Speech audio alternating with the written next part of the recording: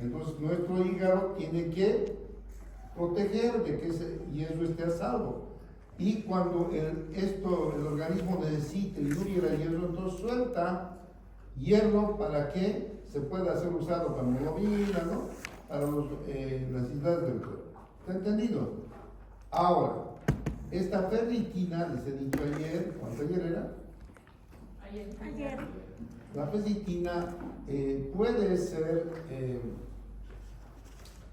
la ferritina es usada como un laboratorio, ¿ya? Un laboratorio en el cual clínicamente nosotros en el hospital hemos usado la ferritina, pero la ferritina, no confundan la ferritina fisiológica que se produce como depósito para nuestras necesidades y otra es la ferritina que se produce por estímulo de inflamación grave, inflamación generalizada.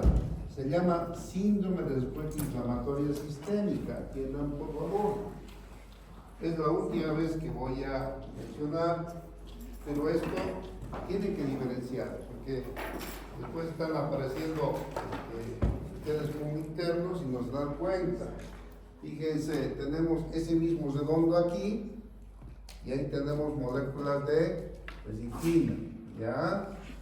Entonces, esto está estimulado, ¿no es cierto? Se forma cuando hay un exceso como depósito para nuestras necesidades. Pero también esto se estimula por citocinas. ¿Qué citocinas aumentan esto? El síndrome de respuesta inflamatoria sistémica, ¿ya? La sepsis, ¿ya? Las infecciones graves como el COVID, influenza, todas las infecciones virales graves, produce el cuerpo citocinas, son las interleucinas. Las interleucinas van a estimular indirectamente, porque las interleucinas, como vamos a ver la próxima semana, las interleucinas están dirigidas a nuestra inmunidad. El sistema inmune utiliza mensajeros químicos que se llaman interleucinas, las citocinas. Estas citocinas estimulan la formación de glóbulos blancos, leucocitos, granulocitos, monocitos, linfocitos. Entonces, cuando un cuerpo está defendiéndose, hay una lluvia de interleucina tratando de defenderse. Y en ese interín se estimula, ¿por qué? Porque este producto de la ferritina se produce en el hígado, se produce en el sistema endocrinal, ganglios linfáticos, vasos. Entonces, normalmente solamente en el hígado, pero cuando se estimula en todo, o con esa lluvia, porque el cuerpo está sufriendo una infección grave, las interleucinas para la defensa son altas, pero indirectamente también estimula la formación de ferritina. Pero esta ferritina que se estimula en la infección grave es una ferritina que no tiene función de la ferritina fisiológica. La ferritina fisiológica lo tienen ustedes, lo tengo yo. La ferritina, cuando hay procesos graves, tiene poco hierro. Imagínense, nosotros tenemos ahí establecido puesto el valor 12 a 300 nanogramos solamente, microgramos, nanogramos, o sea, más pequeñito, poquito.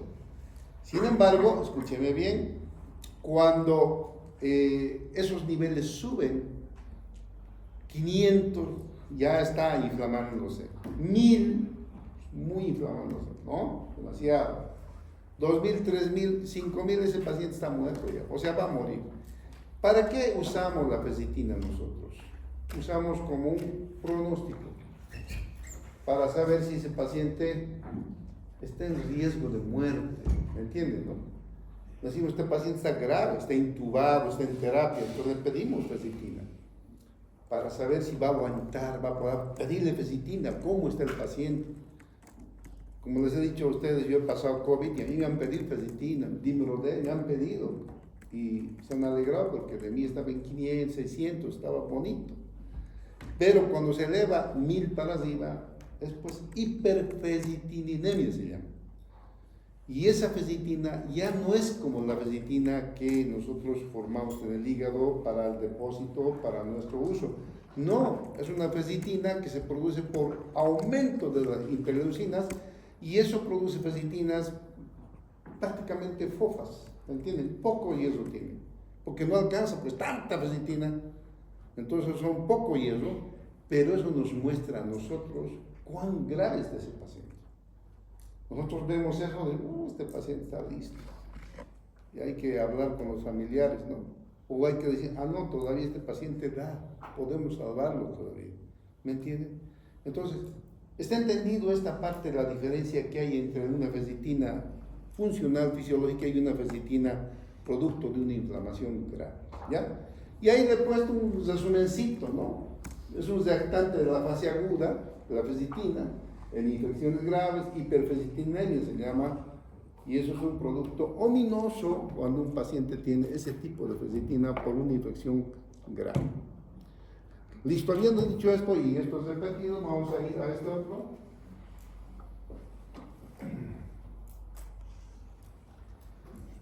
Fíjense, síganme con el cursor. Aquí está la médula ósea donde se producen los glóbulos blancos rojos, ¿no? Aquí el glóbulo rojo se produce y va a la sangre. 120 días después, pasa toda la sangre, va a pasar por el sistema reticuloendotelial, que es el vaso, el hígado, la médula ósea, ganglios linfáticos. Entonces, ahí tenemos macrófagos. Los macrófagos van a eliminar a estos glóbulos rojos viejitos. El hierro, producto de su destrucción, es reutilizado, ¿no es cierto? Y nuevamente es reciclado y depositado. El grupo M es agarrado por la hemopexina y es trasladado al hígado. El grupo globina es también agarrado por la aptoglobina y trasladado al hígado. ¿Para qué? Para que se siga formando depósitos normales, ¿no es cierto?, de hierro. Entonces, se recicla. El glóbulo rojo efectivamente muere, pero es reciclado sus componentes, ¿ya? Hay un componente que se elimina, como vamos a ver enseguida. Fíjense, atiendan por favor. En el catabolismo del grupo hemo, ¿no? Hemo o hem, que está dentro de la hemoglobina, al destruirse los glóbulos rojos en el sistema reticuloendotelial, esto es sistema reticuloendotelial, se produce la liberación de hemoglobina. La hemoglobina se disgrega en globina, que es una proteína, y se disgrega en aminoácidos. También suelta el hierro, entonces el hierro va a ser reciclado. Y el grupo hemo. Entonces, el grupo hemo, que es parte de la hemoglobina, va a ir a convertirse en biliverdina por la hemoxigenasa. Entonces, la biliverdina a su vez por las bilirubinas reductasa se convierte en bilisuina. Entonces, fíjense, no todo se recicla. Hay un componente que es la bilirubina que se elimina. Y en su eliminación, la bilirubina nos va a dar una serie de digamos, luces acerca de cómo está el cuerpo, ¿no es cierto?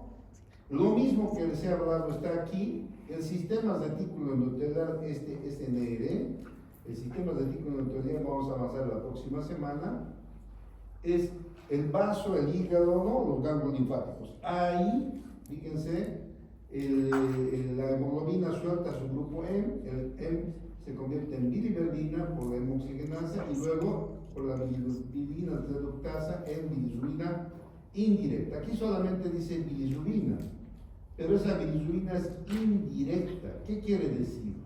Bilisubina indirecta, cuando se forma a partir de la biliverdina después de que se destruyó el grupo M, ¿qué quiere decir que es liposoluble?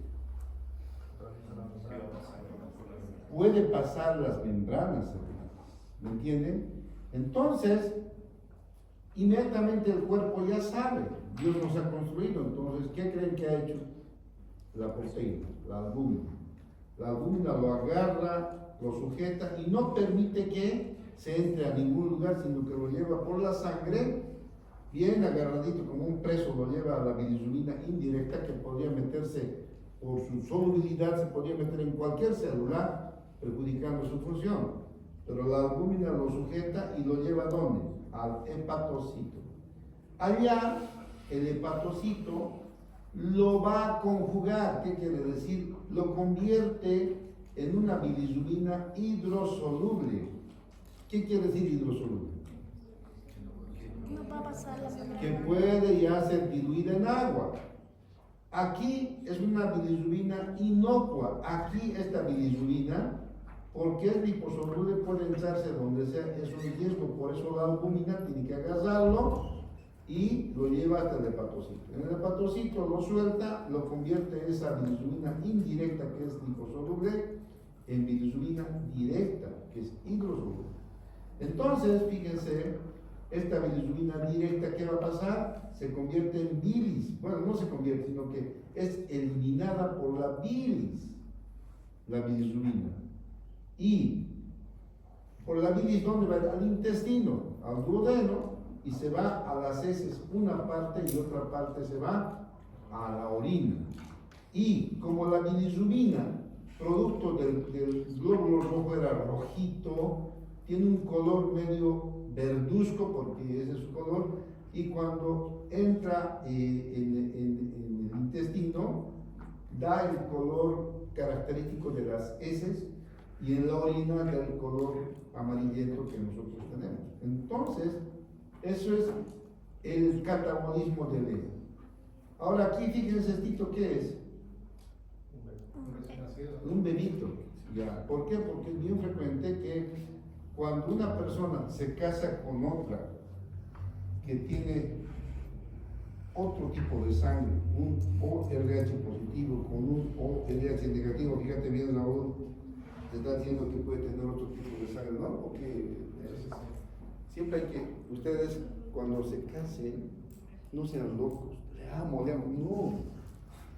Hay que fijarse bien, porque nosotros médicos tenemos que tener una cierta frialdad. Efectivamente amamos, pero tienen que tener frialdad, tienen que saber con quién se están casando. Los alemanes, yo tengo un cuñado, un familiar, que se casó, sus dos hermanos se fueron a Europa y se casaron con alemanes. Pero el alemán más frío vino aquí, a Santa Cruz, a ver quién es el padre, quién es la madre, laboratorios genéticos del padre, la madre. El tipo lo analizó todo y después vio que todo estaba bien, me caso. Y como su hermana estaba enamorada, estaba rogando que esté todo normal, más bien era normal, y se casaron y están felices en Alemania. Pero fíjense por qué les digo esto, porque hay enfermedades que ustedes van a ver que se contagian por vía genética, ¿no? Por ejemplo, yo cuando era joven había una jovencita muy simpática, hermosa, y su mamá era loca, epiléptica, su papá era casualmente otro, su hermano también, y ella no. Probablemente estaba ligado al sexo, ¿no? Habría que haber un estudio. Ella no, estaba bien. Pero toda su familia. Y ustedes, ahí uno, la amo, va a tener tu bebé. Si es hombre, tal vez si es mujer no, porque eso a veces ligado al sexo. Pero esas cosas nosotros ya tenemos que ver, no tenemos que ser tan ciegos, ¿ya? Es el aspecto orgánico prácticamente, funcional, fisiológico. Pero también el aspecto espiritual tiene que fijarse, si tiene antecedentes, qué sé yo, eso ya es más, no se puede ver, pero no hay que tener cuidado con quién. Cuando se casan con una persona, se están casando con su mamá, con su papá. Entonces, es todo un problema, ¿ya? Eso de Yapa les digo. ¿Y por qué les digo esto? Porque cuando hay este tipo tipo diferente de sangre, no es malo, pero nosotros podemos prever. Si una persona tiene A positivo, que vamos a avanzar con la próxima semana, y A negativo el padre, entonces se puede casar uno. Ahora nosotros, hay solución para eso. Tenemos la vacuna, que ustedes van a ver cómo se pone la vacuna en un niño que tiene un problema de incompatibilidad sanguínea. Ya hay tratamiento, pero uno lo hace sabiendo, pues. Porque si no sabe, el primer niño va a salir bien, el segundo está muerto, el tercero muerto, todo el mundo muerto, ¿no es cierto? Entonces tenemos que saber, no tenemos que ver quiénes son nuestros antecedentes. No sean como mi docente en la universidad. Él se casó con una mujer que era media así, pero seguramente se enamoró, está bien, no hay problema. Y tuvo su hijito peor, así, dentro de su cabeza, así, el primero. El segundo, adentro de su cabeza. ¿Qué tipo de? Tuvo 4 hijos toditos, así, sin cuello. No puede, o sea, claramente notaba que ahí era genético, pero él es pues, médico, hombre, no es nomás, no, estoy loco. Yo me equivocaría, digo siempre yo, pero una vez me equivocaría. La segunda ya no, porque diría, no, ya no, ¿cómo le voy a dar una vida tan intolerante? Bueno, no, a un bebé que no tiene la culpa. ¿Ya? ¿Qué hace, doctor? ¿Se divorcia? ¿Perdón? ¿Y qué hace? ¿Se divorcia? No, antes no hay que casarse, bueno. Ya, entonces esto es fácil, se puede prever, van a ver, ¿no? Pero cuando uno tiene incompatibilidad de sangre, la mamá otorga anticuerpos contra la sangre que el hombre está dando a su hijito y produce hemólisis. Este tipo de hemólisis, miren, tanto se revienta la sangre, tantos glóbulos se revientan en el bebito, que hay miles de millones de M y miles de millones de bilirrubina, y en este caso es bilirrubina indirecta. Y como es liposoluble, se distribuye. El cuerpo tiene proteína, pero no alcanza el número porque la mayor cantidad de bilirrubina rebasa por mucho a lo que tenemos de proteínas que van a proteger. Entonces, ¿se entran dónde? Al cerebro, ¿no? Y en el cerebro producen kerníctero, ¿ya? Nosotros podemos ver eso cuando un bebé está así como eso, está amarillo. Cuanto más amarillo está, es más peligroso. Si está así como este color pato, hay que rogar a Dios que no haya dañado el cerebro, pero hay que hacer tratamiento, ¿no? ¿Qué creen que hay que hacer? Hay que sacar toda la sangre esa que tiene bilirrubina, bueno, que en este caso bilirrubina indirecta que está circulando, hay que sacar y ponerle sangre limpia. Y eso se hace en el hospital. Eso es sencillo de decir, ustedes van a hacer. Yo he hecho. Es un trabajo que dura, en mis tiempos duraba toda la noche, ahora no, ahora ya la maquinita lo colocan, lo ponen y la maquinita va entrando 1 hora, 2 horas y bueno, así nomás. Antes éramos nosotros, hace 30 años era este tipo ahí colocando con su jeringa y nosotros hacíamos antes. Entonces, eso se puede hacer. ¿Qué queremos hacer sacándolo toda esa sangre y metiendo sangre nueva? Sacar toda la bilirrubina indirecta, porque eso está provocando daño en el bebé. Y lo colocamos una sangre nueva. Y se llama exsanguinotransfusión, se llama. Como les digo, eso es sencillo de hacer, ahora es más sencillo todavía. Ustedes lo van a hacer, ustedes los internos hacen eso, no lo hace el médico. Entonces, cuando hay aumento de bilirrubina indirecta por mayor destrucción de glóbulos rojos, aparece ictericia. ¿Qué es ictericia? Se vuelve amarilla la piel, ¿ya? Los ojos se vuelven amarillos. Eso no es raro, ustedes pueden ver amigos, familiares, cuando están mal del hígado, van a ver amarillos sus ojos, ¿no? Y frecuentemente, ¿cuándo se produce amarillez de los ojos? ¿Fallo hepático? Cuando hay hepatitis. Y eso es frecuente, eso cada vez. En estudiar, un profesional, se ve todo el tiempo eso, ¿no? Ahora, yo les pregunto, si el paciente, miren, si el paciente se le dice al paciente, miren, está con ictericia el paciente, ¿cómo está haciendo en el baño sus heces, señor o señora, ¿no? blanco, doctor, blanco, parece masilla, raro, nunca he hecho antes. Y ustedes lo ven así, masilla. ¡Ah! Caramba, ¿dónde está el problema? Viendo esos cuadros. Hígado. Sí, pero ¿dónde? ¿Dónde? El hígado está mal, pero ¿qué está pasando en el hígado? No puede transformar la bilirrubina indirecta en bilirrubina directa. ¿Por qué está amarillo? ¿Por qué está blanco sus heces del paciente? Porque la bilirrubina no está llegando al duodeno. ¿Ah? ¿Por qué? La bilirrubina no se está mezclando con el duodeno. Ya, si no está mezclándose, entonces, ¿qué ha pasado? ¿Qué ha No pasado? ha llegado al hígado.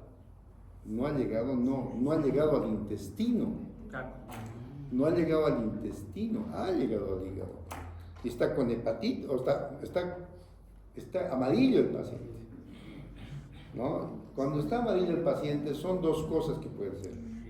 Hepatitis o, ¿qué más? ¿Qué es lo que puede ser? Sí, eso es ictericia. La ictericia me refiero a ver. Viendo la ictericia, cuando está amarillo el paciente se llama ictericia. Si está ictérico el paciente, amarillo, dos cosas hay que ver. Uno, puede ser por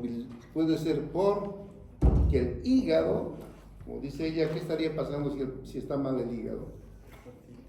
¿No hay la enzima que transforme?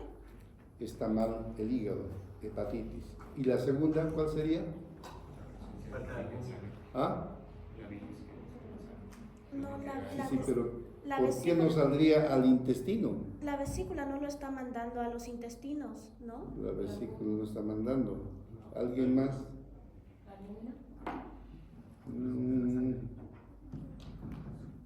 Porque hay obstrucción en el colédoco.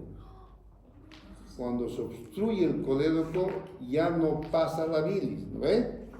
Si no pasa la bilis, entonces las heces ya no tienen color. Ahora, ¿va a haber, la orina va a estar bien? No. Va a estar bien. Bueno, ahí hay que distinguir, porque efectivamente el 20% se absorbe y el 5% a la orina. Pero cuando hay hepatitis o cuando hay obstrucción, es que ya es patología todo eso, se absorbe del mismo hígado a la sangre y está habiendo color, inclusive coluria. Todo eso es para razonar, ¿ya? Pero esa es la idea. Les voy a dar un cuadrito más y les voy a hacer otra pregunta, a ver si ustedes pueden captar. Y doctor, una pregunta. ¿Habría la posibilidad de que la ictericia fuese porque hay poca albúmina? Porque hay que... ¿Tu cuerpo está produciendo poca albúmina? Si es la encargada de Sí, no poca propiamente, sino porque la cantidad de bilirrubina es mayor. ¿Ya? Poca albúmina puede ser, todo es posible en medicina, pero es poco frecuente. El hígado tendría que estar con hepatitis, entonces ahí es poca albúmina. ¿Ya? Vamos a ver. Porque la albúmina ¿dónde se produce? En el hígado. ¿Ya?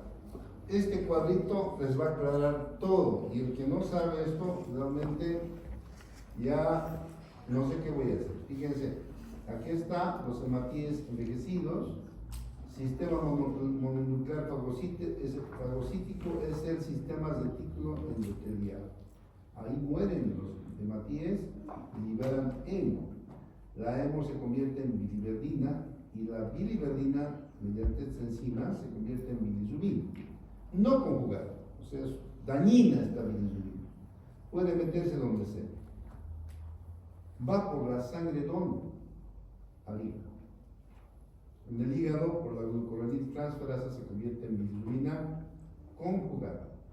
Pasa a la vesícula biliar verde y sale al intestino. Bilirrubina conjugada. Esto es una bilirrubina hidrosoluble. Ahí los gérmenes tienen acción sobre esta bilirrubina y lo vuelven no conjugada y vuelve a absorberse. Pero un 20%, fíjense, se convierte en urobilinógeno. El urobilinógeno, de esa, la mitad un poquito menos va a la orina y da color a la orina, y un porcentaje vuelve nuevamente a hacer una circulación enterohepática. ¿Ya? Ahora, fíjense, el resto se convierte en estercobilina, o sea, de toda la bilirrubina, un 20% se ha absorbido, pero el resto, el 80%, se convierte en, bueno, se junta con las heces y da color a las heces. Por eso, tener un color como masilla es porque no hay estercobilina. Sí, dime. Doctor, los pacientes que no tienen bilis afectan en gran medida el ciclo. ¿Que no tienen bilis? No entiendo. Vesícula. Nada que ver, pues igual, porque los pacientes que no tienen vesícula se sale directo al colédoco, a la bilis, o sea, ya no hay ese proceso de depósito en la bilis, o sea, directo sale, sigue teniendo bilis el paciente. Sí, dime. Doctor, y si encuentro mucha bilirrubina, por ejemplo, en la orina, ¿indicativo de qué podría ser? No, todo tienen que pensar ustedes, yo no voy a pensar por ustedes. Atiendan, por favor. Si es que hay una obstrucción, a ver, voy a dibujar ya para que ustedes analicen y me van a decir, y van a decir por qué. Vamos a poner esto y ustedes van a, digamos que esto es muy frecuente. Aquí tenemos obstrucción, qué sé yo, un cálculo va tapado. Entonces aquí ya no sale bilirrubina aquí, ¿lo ven? Ya, entonces el paciente va a empezar a tener mayor cantidad de bilirrubina directa o indirecta. Indirecta. Directa. ¿Por qué? Porque el hígado está bien, el hígado está sano. Toda la bilirrubina que está llegando, el hígado lo está metabolizando, o sea, no tiene por qué tener bilirrubina indirecta, es directa. Entonces, bilirrubina liposoluble o hidrosoluble. Hidrosoluble, ¿no? Entonces, pero esa bilirrubina no pasa aquí. Si no pasa aquí, no hay estercobilina. Y por tanto, las heces van a ser como masilla. Vamos a poner una M, ¿ya? Como masilla. Ahora, la bilirrubina, cuando hay hepatitis, ¿cómo va a ser? En este caso, no les voy a abusar. Eso es una cosa, ¿no? Ahora, atiendan por favor. La orina, cuando hay una obstrucción, ¿ya? Va a tener, ¿por qué? Porque una parte, fíjense, aquí tenemos bilirrubina indirecta, se convierte en conjugada. Efectivamente, la bilirrubina conjugada empieza a acumularse aquí, no puede salir, y los vasos, no se olviden que el hígado es una esponja de vasos, se llama sistema reticulo endotelial. Entonces, la abundancia de bilirrubina, ¿no es cierto?, el gradiente va a difundir hacia los vasos, porque ¿cómo son los capilares en el hígado? ¿Se acuerdan? ¿Cómo son sinusoidales? Tienen poros grandes, sale proteína, sale bichos, entonces la bilirrubina que se está acumulando conjugada va a salir, ¿entienden, no? Y va a salir por gradiente y eso va a ir directamente a la orina, o sea, va a ver el color, pero lo que va a ser acolia, se llama acolia cuando no hay color en las heces, pero va a tener color la orina por el gradiente que rebasa y entra a los vasos y tiene color, es más, tal vez hasta más color va a tener, un color medio tinto va a ser, ¿no? Color a bilirrubina, ¿ya? Esa es una opción. Ahora la segunda les voy a dar. Olvídense de eso. Ahora les voy a dar la segunda. Y el que me dice, le voy a poner un punto. ¿Ya? ¿Por qué les hago estos ejercicios muy humildes? Porque esto pasa todo el tiempo en el hospital. Y todo el tiempo, si no saben qué es bilirrubina directa e indirecta, están en la luna. Tienen que saber qué es directa y qué es indirecta. Fíjense.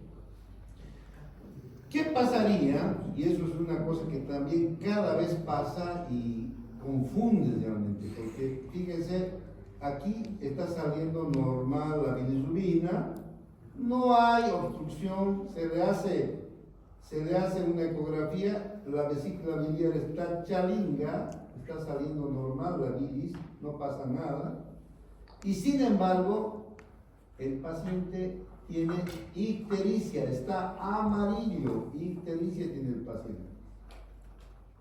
Amarillo está el paciente. Y,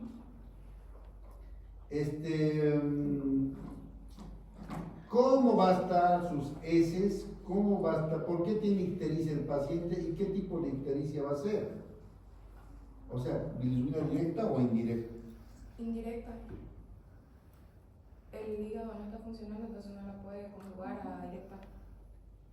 Ya, indirecta porque el hígado no está funcionando. O está teniendo un fallo.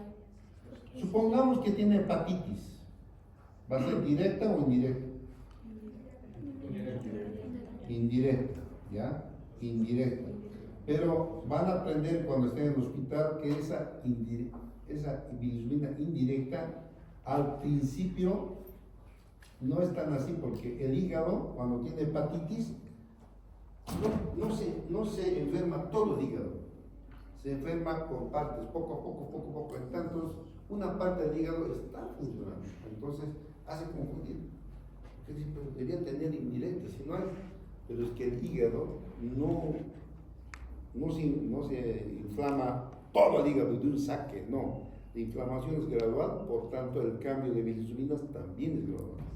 Es bien interesante, o sea, es todo un estudio, sí, dime. ¿Eso quiere decir que las heces van perdiendo su color poco a poco? Claro, van perdiendo el color, ¿no?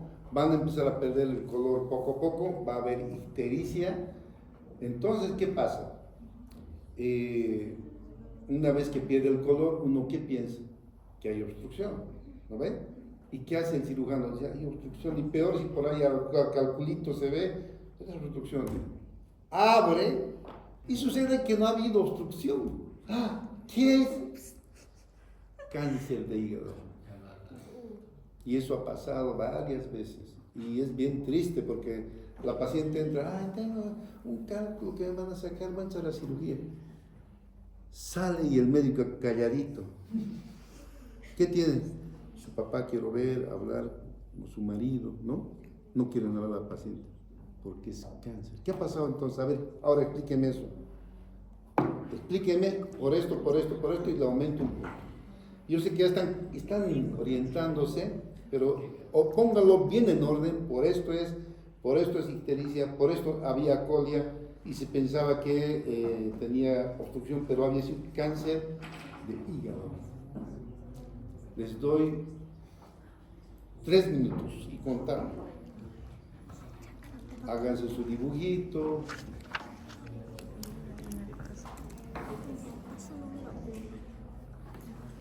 El hígado, si va a fallar. Tu hígado tiene su pedacito de fallos, está canceroso. El canceroso está muy mal. La bilis no. Entonces tu hígado ya no sintetiza bien la bilirrubina, se queda como no conjugada. La bilis seguiría funcionando, ¿no? Si es cáncer, porque la bilis Sí, por eso está chalindo, no hay obstrucción. Entonces, como es indirecta, se distribuye por todo el cuerpo, por eso es ictericia. Porque Dime, a ver, vamos a ver el primero. Dime. A ver, quando há câncer em hígado, Sí. a função do hígado que é fazer a bilirrubina que não está conjugada a ser conjugada, Sí, certo? sí. Y hay E cáncer. quando ¿qué há pasa? câncer, Sí. este processo não está correto, porque Ya. o câncer se dana as células, Ya no hay. já não há esse Entonces, processo. ¿qué pasa? Então você passa a bilirrubina não conjugada al hígado e não há la color, não completa sua função. Ya. Y Entonces, por eso la color de las heces se queda amarilla, se queda normal. la bilirrubina en un cáncer de hígado va a ser indirecta o directa. La ictericia, ¿no? La sangre que sacamos va a ser bilirrubina directa o indirecta. Indirecta. indirecta. ¿Qué dicen ustedes? Hasta ahí está bien. ¿Y por qué ha pensado que tenía obstrucción el cirujano y ha dicho, lo voy a sacar de la pierna y va a estar bien? Y lo ha operado y... Por conta do exame físico que hizo al paciente. ¿Ah? Por conta de su exame físico que el médico hizo al paciente, Sí. ele não pediu más pruebas. Entonces se tocó y empezó a hacer la cirugía sin hacer más pruebas. Sí, y eso les digo es frecuente. Miren, varias veces cometen lo mismo. Uno dice, esto es una obstrucción porque se relaciona y no. Lo que pasa es lo siguiente, atiendan por favor, atiendan. Entonces el médico tenía que hacer una biopsia del hígado. Claro, claro, hay que hacer una biopsia. Ahí necesitamos un ecografista bien, se llaman el collao capo, quiere decir que lo hace tan bien que no se le sale, no se le escapa. Si el ecografista es así, está bien, y sin embargo ya está con daño al hígado. Entonces, lo que pasa es lo siguiente, ya va llegando a la bilirrubina indirecta, ¿está entendido? ¿No ven? Ya. El hígado está ya con metástasis, está empezando a medias a funcionar. Todavía hay bilirrubina indirecta, todavía. Deja de haber, ¿por qué? Porque la metástasis, donde se instala, si se instala aquí, a ver, síganme con el cursor. ¿Qué es metástasis? ¿Saben por qué estoy hablando al fósforo? Cuando el cáncer se desarrolla. Son las mismas células, por decir, de hueso, de donde sea, ha ido al hígado. Ya no producen nada. Digamos, yo tengo, ay, Dios mío, que no pase eso. Pero cualquier persona que tiene cáncer de estómago, por decir, las células del estómago se van a la cabeza, se van al pulmón, en este caso, digamos, se van al hígado. Son células epiteliales del estómago. ¿Ellos van a hacer la transformación de bilirrubina? No, lo único que hacen, ¿qué es? Consumir. Consumir y hacer espacio, nada más. Entonces estas sinvergüenzas van ¿dónde? Van ocupando el hígado y las células productoras, atiéndame, voy a tratar de... Así estoy. Un segundito. Han hecho metástasis, digamos, aquí, empiezan a crecer. Pero muchas empiezan a crecer por aquí.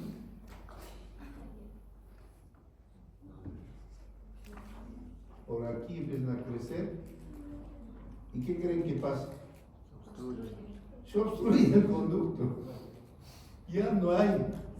Se obstruye el conducto. Entonces no sale la bilirrubina y uno piensa que es cálculo. Y no es cálculo, es cáncer. Y cuando abren, se dan cuenta porque ahí está claramente, por la cápsula se nota, todo está ocupado el hígado con cáncer, ¿no? Se nota de mirar nomás. ¿Qué va a hacer el cirujano? Nada. Abre, cerrar y al Señor, no hay otra. Y eso pasa frecuentemente. Les digo, yo no he visto un solo caso. Entonces ustedes van a ver eso.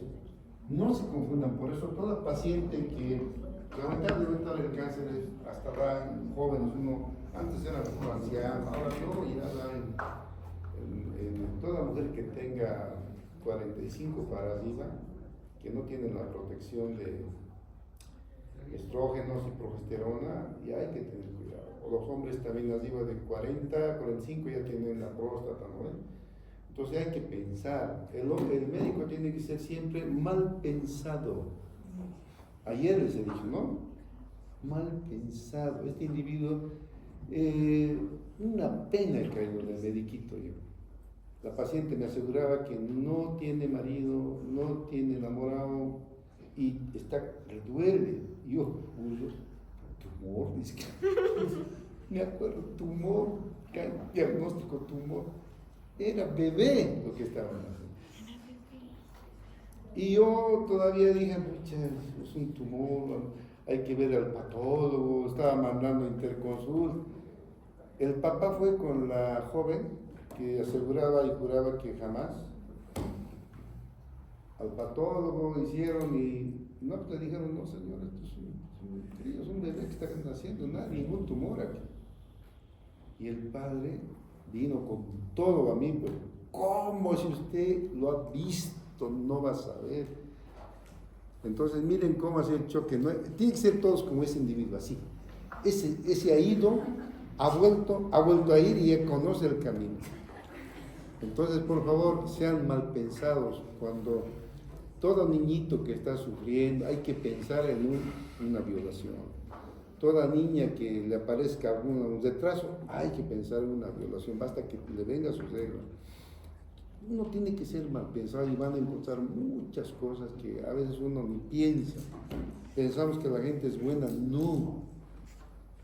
Recientemente, ¿para qué les voy a contar las cosas? Recientemente he tenido yo un caso terrible en el hospital, pensando que cosas están pasando que realmente les contaría, se puede entristecer conmigo. Ya. Sigamos. ¿Está entendido esto, no? Entonces, ya. Entonces, esto van a leerlo bien.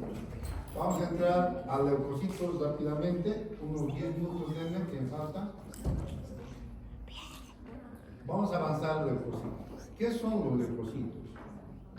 Son los leucocitos, los glóbulos blancos, ¿cierto?, que están circulando en la sangre para nuestra defensa, parte de la inmunidad. Y también hay glóbulos blancos que derivan de los leucocitos que están en los tejidos. ¿Ya? Es las unidades móviles del sistema de protección. ¿Dónde se forman? En la médula. ¿Cuáles son los tipos? Polimorfo y mononucleares. Polimorfo se llaman también granulocitos y mononucleares son los linfocitos y monocitos. Además tenemos plaquetas en la sangre, ¿no?, que derivan del megacariocito, son solo fragmentos, ¿ya? Ahora vamos a ver, aquí están, fíjense, aquí está el glóbulo rojo que se ve en la sangre, está el linfocito, mononuclear, un solo núcleo, el monocito también grande con un solo núcleo, pero aquí está el neutrófilo polimorfo nuclear, 1, 2, 3 núcleos, ¿no? Aquí está el eosinófilo, que tiene también 2 núcleos, y el basófilo, que es bilóbulo. Entonces, esos son los glóbulos blancos que tenemos normalmente circulando en sangre. Fíjense, este es el hueso, ¿no? Y la parte de la diápsis es amarillo. Aquí en la cabeza, en la epífisis, tenemos esto, el hueso esponjoso, donde nosotros tenemos ahí la célula madre, ¿no es cierto? La célula madre va a formar ¿qué? La célula madre va a formar glóbulos rojos, glóbulos blancos, plaquetas. Esta nomás forma todo, y está aquí. ¿Y qué forma esto? Aquí están, los porcentajes son del libro de Geiger. 62 polimorfos neutrófilos, eosinófilos 2.3, basófilos 0.4, monocitos 5.3, linfocitos 30. Estamos hablando de por ciento. En total son 7.000 leucocitos. De ese, el porcentaje es este. Los callados, que no están en el libro, y cada vez vemos nosotros, son neutrófilos inmaduros. Normalmente, ¿qué? 0. No tiene por qué haber callado. Ustedes van a tener su examen de sangre, no van a encontrar ni un callado. ¿Cuándo aparecen los callados? Aparecen cuando hay infecciones agudas. Entonces, cuando hay infecciones agudas, aparece y se hace un porcentaje de los 7.000, es el 5% o más. Eso se llama desvío de izquierda. Entonces, eso ya es anormal, ¿ya? Y las plaquetas, los fragmentitos celulares que sirven para la coagulación, tenemos 150.000 a 300.000 por microlitro de sangre, ¿ya? Cualquier pregunta levantan la voz. La vida. Los granulocitos viven 4 o 8 horas. Fíjense, 4 o 8 horas y 4 o 5 días en los tejidos, pero nosotros sacamos de la sangre los granulocitos. Los granulocitos son los soldaditos de primera mano para luchar contra la enfermedad. Por tanto, a nosotros nos sirve para ver si ese individuo está infectado o no. Vemos si tiene granulocitos. Entonces, fíjense, los granulocitos son estimulados por la GM-SF, son citocinas, y la IL-8, que va a activar la formación de neutrófilos. Y tenemos, cuando nosotros vemos, quiero que entiendan una cosa, En la sangre nosotros distinguimos dos tipos de infecciones principalmente. Hay 4 o 5, pero dos se ve el 80% de las infecciones. Uno, infección bacteriana y una infección viral. La infección bacteriana está producida por bacterias y la infección bacteriana es más grave generalmente, mata al paciente. Y la infección bacteriana va a estimular, virtud de las citocinas, que vamos a basar la próxima semana, la formación de granulocitos, o sea, neutrófilos. Esos son los que producen, se estimulan. O sea, los neutrófilos tenemos el 60%, 62% dice el libro. Pero cuando hay una infección, la cantidad de leucocitos se eleva de los 7.000 a 14, a 20, a 30.000 leucocitos. Y de esos, el 80% granulocitos, o sea, neutrófilos. ¿Qué quiere decir eso? Que es bacteriano el asunto. Los virus estimulan la formación de linfocitos. Entonces vemos un hemograma, linfocitos aumentados, ¿no? 30% dice el libro, pero ahí vemos 50, 60, 70% de linfocitos. También hay leucocitosis. Cuando hay aumento de glóbulos blancos se llama leucocitosis. Ese aumento es la defensa del cuerpo. Si es un aumento de neutrófilos, es una bacteria. Si es un aumento de linfocitos, es un virus. ¿Por qué? Porque hay un estímulo que se estimula en el caso de las bacterias, la interleucina 2, factor necrosis tumoral, esos van a estimular la formación de neutrófilos. Y en el caso de las, al revés, de los linfocitos, la interleucina 2. Del otro es el GMS y interleucina 8. Pero entonces, las citocinas que se descargan en las infecciones son diferentes. El cuerpo se defiende según el tipo de infección que entra. Cuando es una bacteria, se forma neutrófilos. Y cuando es un virus, se forma linfocitos.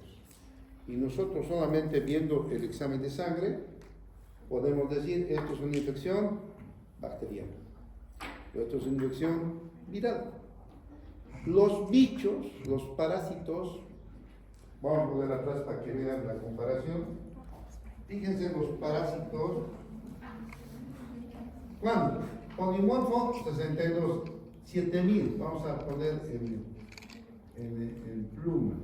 Ya no es 7000, ya, sino que ¿cuánto? Dale 20.000 o 30.000 leucocitos. Imagínense 3 veces más. Eso se llama leucocitosis. Y si eso es con neutrófilos, ya no va a ser pues 60 por 62%, va a ser 80, 90%, ¿me entienden, no? Digamos, oh caramba, aquí estoy marcando. El 80%, aquí digamos 80%, ya no es 62, 80 o 90% de neutrófilos. ¿Eso es qué? ¿Bacteria o virus? Bacteria. Está estimulado por los... Y aquí tenemos los linfocitos. Los linfocitos son especializados en producir anticuerpos. Los virus mueren por anticuerpos, pero también intervienen los macrófagos también, pero los anticuerpos son los que los eliminan. Por tanto, los linfocitos aumentan en una infección viral y fíjense cómo aumenta. Era 30, ahora si fuera viral el asunto no es 30, aquí es 60% de linfocitos, ¿no?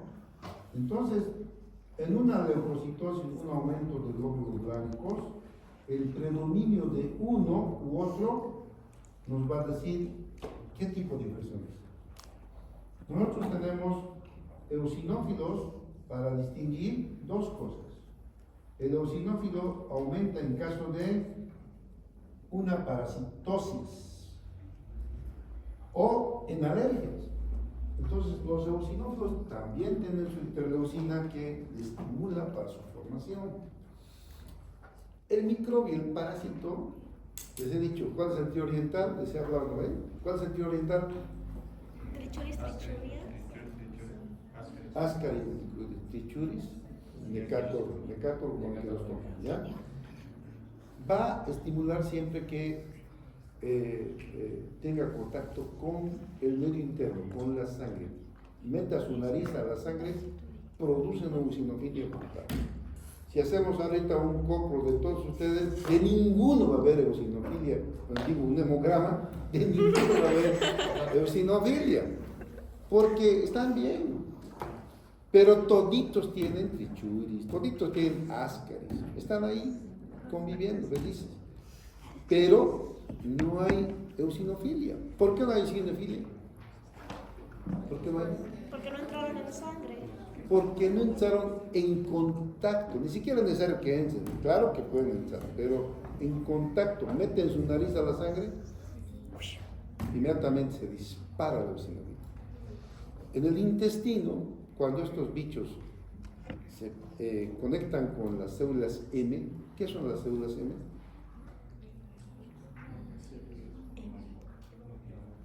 ¿Qué son las células M? ¿Dónde está la Claudia? ¿Qué son las células M? La U, ¿dónde está la U? ¿Qué son las células M? Células inmunitarias del intestino. Ya, entonces en el intestino tenemos el sistema GALT difuso y el GALT organizado. El GALT organizado tiene células M que captan. Cuando captan a un bicho, se dispara la eosinofilia.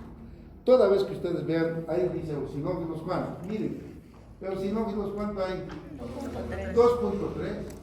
Pero ahí van a ver ustedes eosinófilos 10, 15, 8. Inmediatamente sabemos que tiene parásitos. Y hay que dar ¿qué? Antiparasitario. Entonces, toda vez que hay eosinofilia, antiparasitario. La otra opción es de que tenga alergia. La alergia sube más, ya no sube a 8, 9, la alergia sube 10, 15, 20. O sea, la alergia sube más, entonces cuando hay hipereosinofilia generalmente es alergia. Y eso hay que revisar, ya es otro tipo de tratamiento que seguramente van a aprender el próximo año. Ahora está orientado. El hemograma entonces nos va a ayudar a diferenciar qué tipo de germen ha introducido en nuestro cuerpo. Nosotros viendo el hemograma podemos diferenciar.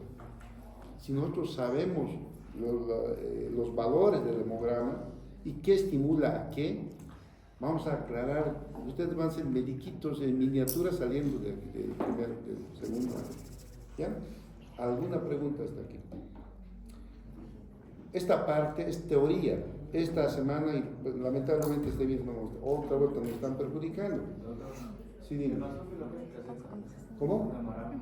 Los basófilos están ahí para mostrarnos que hay un problema de producción de leucocitos, ¿no? Los basófilos aparecen en sea de médula espinal. No hay basófilos, solamente sabemos teóricamente, no hay ninguno. Cuando vemos una basofilia hay que tener mucho cuidado, ¿ya? ¿Alguna cosa más? Por el momento, por favor, no falten estas clases, son teoría pura. Esta la próxima semana y parte de la otra más, porque estamos perjudicados cada vez más, nos huelgas, paros, y vamos a tener que extender nuestro examen para después. Listo, en esto que vemos el día martes.